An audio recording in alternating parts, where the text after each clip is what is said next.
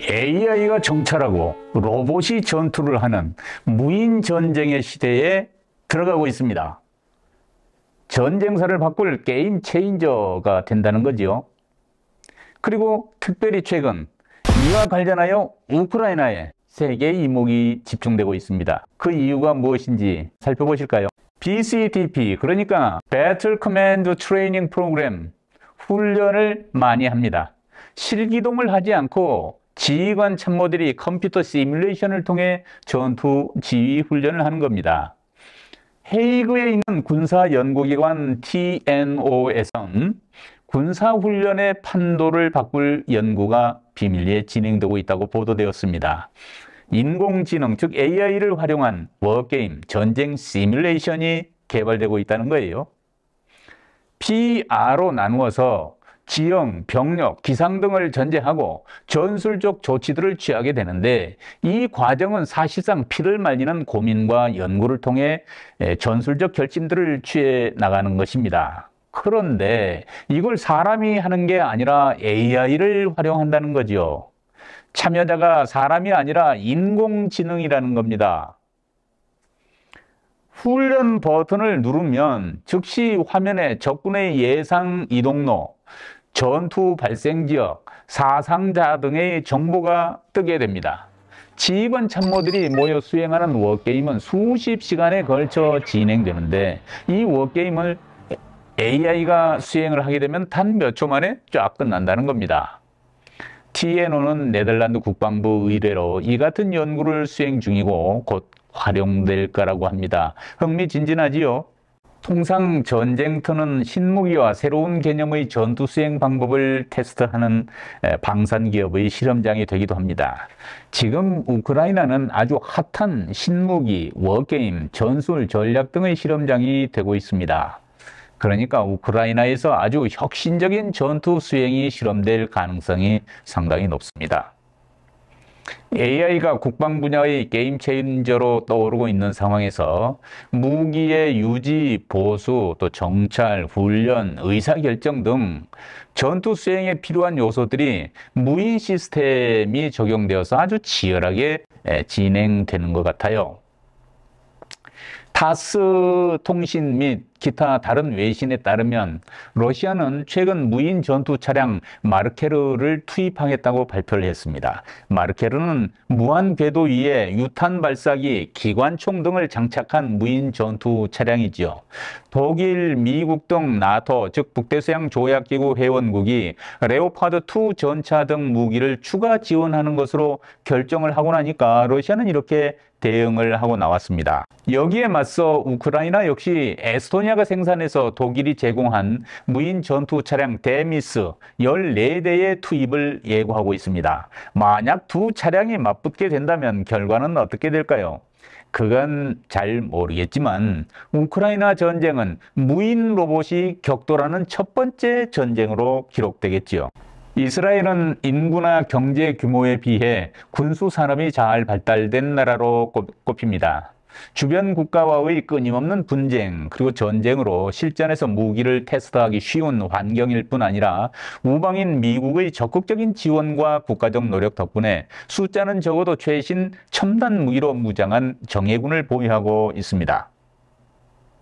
하지만 그렇다고 해도 기본적으로 주변 적대 국가들보다 인적 자원이 많은 국가는 아니기 때문에 부족한 부분을 채우기 위해 일찍부터 무인기나 무인 전투 차량 개발에 집중을 해왔습니다. 이스라엘 국방부 산하의 DDR&D, 즉 국방연구개발국 외에 여러 기관이 있습니다. 그리고 방산 업체들이 함께 무인 전투 차량 개발에 힘을 모으고 있습니다.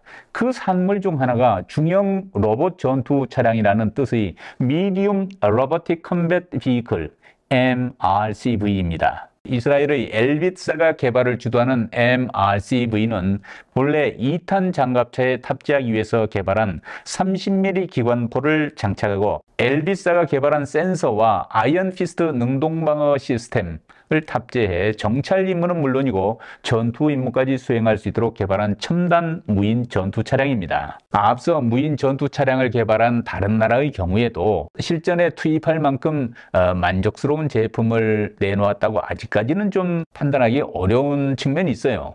러시아의 경우도 실전에서 실망스러운 결과로 결국 우란 9이라고 하는 무인 전투 차량을 거의 운용을 하지 못하고 있는 것으로 알려져 있지요. 그리고 이스라엘의 경우는 서방의 첨단 자율주행 시스템과 전자장비를 사용할 수 있어서 러시아와는 좀 상황이 다르지만 무인 전투 차량이 만능의 미래 무기는 아닐 수 있습니다. MRCB는 2023년 첫 필드 테스트를 진행할 예정으로 이스라엘의 지정학적 상황을 생각하면 가까운 미래에 실전 투입될 가능성도 있습니다. 러시아와는 다른 결과를 얻을 수 있을지 상당히 주목이 되고 있어요. 또 AI의 활용은 이와 같은 무인 전투 로봇에 그치지는 않습니다. 우크라이나는 미국의 테크 기업인 클리어뷰의 AI 안면인식 기술을 사망자 신원 확인하는 데 적용을 한다고 합니다. 정보를 통제하는 러시아 당국 대신 병사의 전사 사실을 유족에게 직접 알려서 동요를 일으키는 심리전의 일환으로 활용이 가능한 걸로 지금 판단을 하고 있다고 그래요. 전장에서 병사들의 신원을 이 AI를 통해서 확인하고 러시아 당국보다 먼저 개인적으로 통배할 수 있다면 굉장히 후방의 민심 동요가 클 것으로 생각이 됩니다. 또 GPS 소프트웨어 개발사인 ESRI는 AI를 통한 정찰 기능을 제공하는 것으로 알려져 있습니다. 가령 ESRI가 사전에 공개된 몇몇 지대공 미사일 SAM 발사대의 위성 사진을 AI에 입력을 하면 비공개된 SAM 발사대 추정 장소까지 찾아주는 그런 방식입니다. ESRI는 2018년부터 독일, 영국, 네덜란드 등과 실제 작전에서 협업을 하고 있다고 합니다. 그리고 AI가 빅데이터와 결합을 하게 되면 더욱 놀라운 효과를 가져다 줄 수 있습니다. 네덜란드 테크 기업인 플러그나이즈는 선박의 유지 보수 기간을 단축시켜 해군의 원활한 작전을 돕고 있다고 하는군요. 개별 항만 노동자의 근무 시간을 빅데이터로 분석을 하고 또 개인적인 행태에도 분석을 함으로써 항만을 더 효율적으로 사용할 수 있게 만들어준다는 거예요. 충분히 가능한 얘기인데 이게 군사적으로 활용될 수 있다는 겁니다. 전투나 전쟁의 결과에 영향을 미치게 될 가능성이 높죠. AI가 전장에 도입되는 데 따른 우려도 여기저기서 나오고 있습니다. 킬러 로봇 문제입니다. 킬러 로봇이 윤리적이고 법적인 기준이 현재 없다 보니까 로봇이 자율적인 의사결정을 통해 민간인을 살상을 하거나 또 불필요한 인명피해를 내는 경우도 나올 수 있지 않겠습니까? 그러니까 이런 거에 대비한 기준을 마련해야 한다는 주장이 시민사회와 학계를 중심으로 지금 많이 일어나고 있습니다. 핵무기가 등장했을 때 핵 확산 금지 조약을 만들었듯이 로봇과 관련한 조약 그리고 국제법이 필요한 상황이 된 겁니다. 이런 필요에 동의하는 국가가 점차 증가하는 추세에 있고 네덜란드와 한국은 군사적 영역에서의 책임 있는 인공지능에 관한 회의체를 현재 운용하기 위해서 협조 중에 있는 걸로 알려져 있습니다. 헤이그에서 회의를 한다는군요. 이건 우리나라가 이 분야에서 선두 그룹에 들어있다는 증거가 되기도 하겠죠. 이제 미래 전투 환경, 우리 병력 자원도 줄고 우리 인구도 감소하고 있는 이런 상황에서 전투에 참여하는 전투원이 로봇이 동원되고 또 AI를 활용해서 전투를 수행하는 그런 미래 전투 양상을 그려볼 수 있을 겁니다. 군사혁신 여러 가지 면에서 치열하게 일어나고 있습니다. 오늘 시청해 주셔서 감사합니다.